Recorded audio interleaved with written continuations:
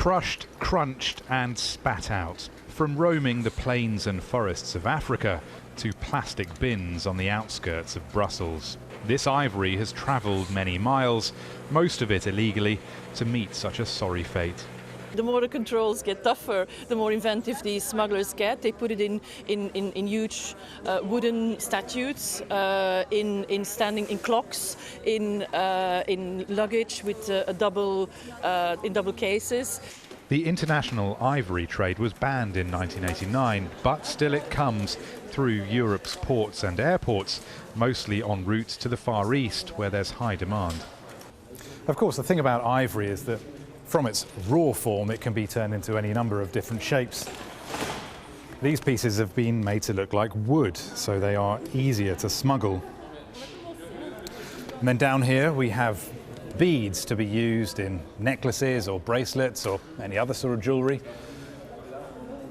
And then these cylindrical pieces were destined to be turned into personal stamps or seals. It's a global trade that kills one elephant every 15 minutes, according to animal welfare activists.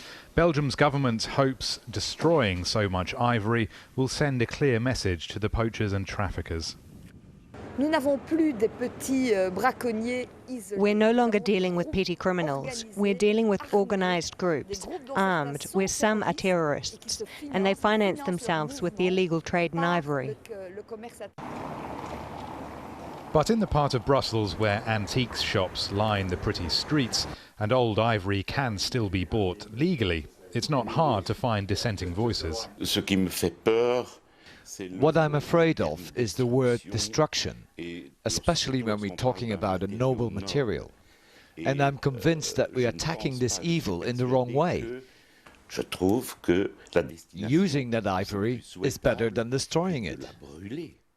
The countries that have destroyed their ivory don't want it to be noble, though. They want it to be shameful, because they say only when consumer demand dies will the problem be solved. Rory, Challands, Jazeera, Brussels.